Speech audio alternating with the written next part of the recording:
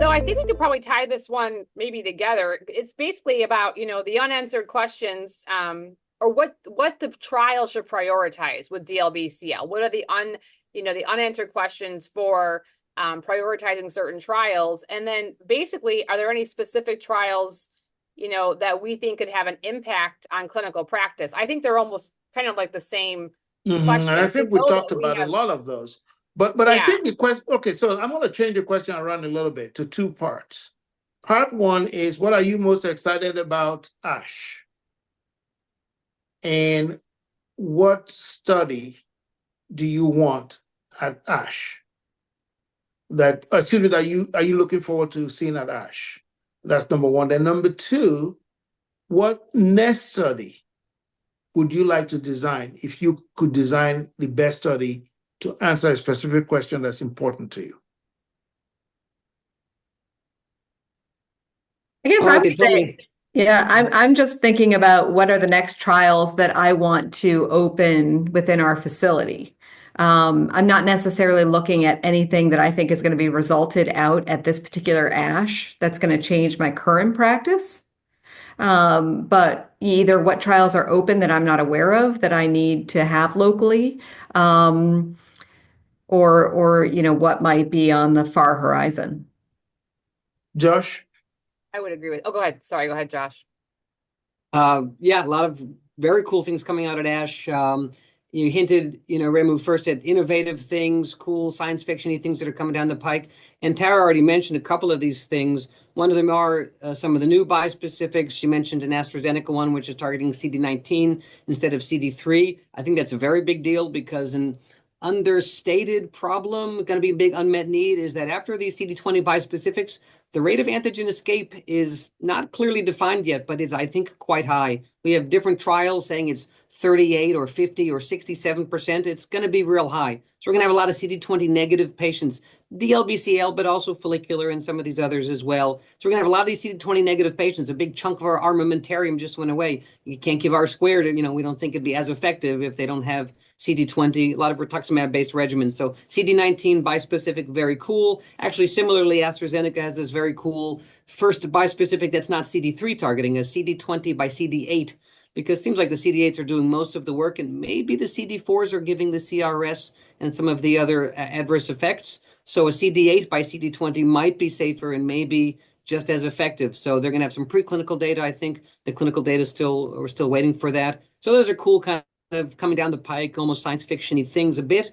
And in terms of impactful things, we already saw, I think, late-breaking results about just talking about transplant. Well, we're getting away from DLBCL, but mantle cell lymphoma, seeing maybe, I'm going to say, a clearer path for who does and doesn't need auto transplants, because, again, we have so many of these targeted immunotherapies for mantle cell as well. So that's a mantle cell story. To stick onto DLBCL, you were asking us, Ruemu, cool trials that we would like to see. And I would go back to that model of, can we get a good MRD test and then treat first-line patients MRD positive with any and all of these therapies? If someone got R-CHOP, got a CR, but was MRD positive, I think we'd be pretty skeptical that they're going to have a durable remission. So quickly randomize those folks to whatever it is, bispecific, a new bispecific, or a novel CAR T perhaps, and see if we can get a PFS deltas quickly, because these are super high-risk patients to relapse, within a year of being MRD positive. So those would be cool trials for the near term. I'm going to jump into that too. Yeah.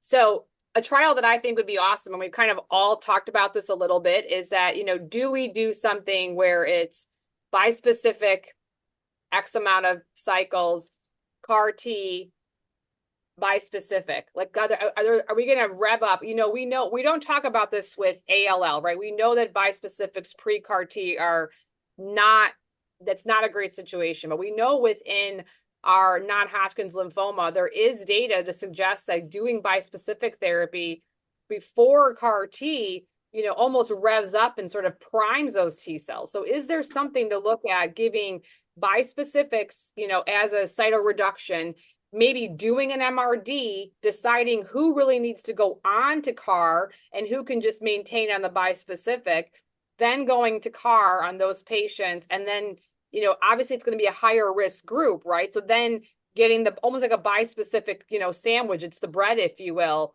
I think there is something about that there are some patients that are going to benefit from having that, T cell mediated rev up in the beginning, the CAR, and then the bispecific post. Again, is it forever? No, but I think there could be something to be said about that. But again, it's going to need to be driven by something. You're going to have an assay like MRD or studying the T cell repertoire or something to determine which patients need to go on for CAR T and which patients can just say, nope, put my cells in the freezer. I don't need it. I'm maintaining on the bispecific. So I would like to see something like that. I don't know if we're quite there yet entirely to have that continuum, but I think that that's something, that I think is being looked at least in part, but I think the whole story would be nice.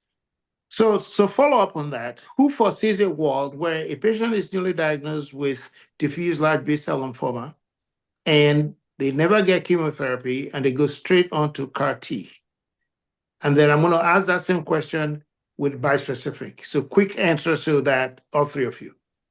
I don't think anybody's going to go straight to CAR T because unless the manufacture time gets to be much quicker, these patients need therapy quicker. And so for that reason, I think they would at least do a bispecific first. The only comment I would make to Tara's is the pharmacoeconomics of that path. And I don't know which is there a time where they would stop therapy? Maybe that would be MRD driven, as opposed to once and done with CAR T. So I just bring up that component. You just squashed my dream. I'm sorry. Hey, I'm very cheap. Rose-colored glasses. Hey, Josh. Yes, throwaway chemo for myeloma, follicular lymphoma, CLL. Now, DLBCL will always have anthracycline in it. I'm sure we can find some subgroup that don't get a lot of benefit. Actually, we didn't mention a super high risk group called the P53 mutated DLBCLs, which I think we're going to get more data about over this next year. Already there's a great UPenn study, a great Chinese study, but we're going to get more data about how bad it is and how little benefit they get from chemo. But nonetheless, we're not throwing away chemo. As Suzanne said, we are going to have faster CAR T in the near future, but still, people are going to want to get R-CHOP that day with those aggressive lymphomas. And the Zuma 23 trial we were mentioning that Suzanne mentioned is only for the super highest risk, DLBCLs. It's kind of a smallish subset of them. It's probably 15% or something. So yeah, R-CHOP or at least some anthracycline base is not going away. But, we could give less cycles for some patients for sure. Flyer trial had already shown to work. And we're going to add on top of it with these less toxic, more elegant immunotherapies on top. Sarah? I answered it. Okay. All right. Like, wait a minute, I gave you my dream. Okay. No, all right, what's the next question? I would agree. I don't think our chemo is going to go away. I think there's still going to be some kind of need somewhere, even if it's for a quick cycle here and there. But I do think it's going to be such a small percentage, and hopefully one day it will go away entirely. But I think that it's still going to have to be around a little bit. So that was it for the questions. All right. And so last word from everybody, a 3-liner from each person. 3-liner. 3-liner. Wow. My name is Tara. I wear rose-colored glasses. No, I think that it's an exciting time to be a lymphoma specialist, whether it's CAR T, bispecific, transplant. I think it's fantastic. And I always look forward to meeting with colleagues, and I'm looking forward to seeing everybody at ASH. Yeah, I would say that I guess my question is always about intrathecal therapy. Do I need to give it? Should I prefer to do 2 cycles of systemic on the back end. But that's a area that I would like clarified, but I'm not really holding out big hopes on that one. And so I'm looking forward to ASH just like every single year, to learn exactly what I don't know, but I need to know. And Josh. Ruemu, thank you. This is a super awesome discussion because we're very lucky, all of us super lucky to be doing this at this time now, just like Tara said, when the advances have been significant, like helping our patients. And let's be fair, although we cannot say today, I think we are clearly increasing cure rates for DLBCL in frontline. We're not going to be able to show those statistics for 5 more years, but we are increasing cure rates today with the incorporation of some of these novel immunotherapies. And CAR T transformational, but really bispecifics will be the most transformational novel agents in DLBCL, either in the last 25 years or ever. So we're real lucky to be part of that, movement. It's a lucky time to be doing this. So I'll finish up by saying my 3-liners. First is Josh, second is Suzanne, and third is Tara. But the truth is that these are great oncologists, and you can see the excitement in their voice, and you can see how nerdy they are when they're talking about how excited they are to be at ASH. You think that they're going to Disney, but I guess ASH is ASH is Disney for nerds, especially hematology nerds.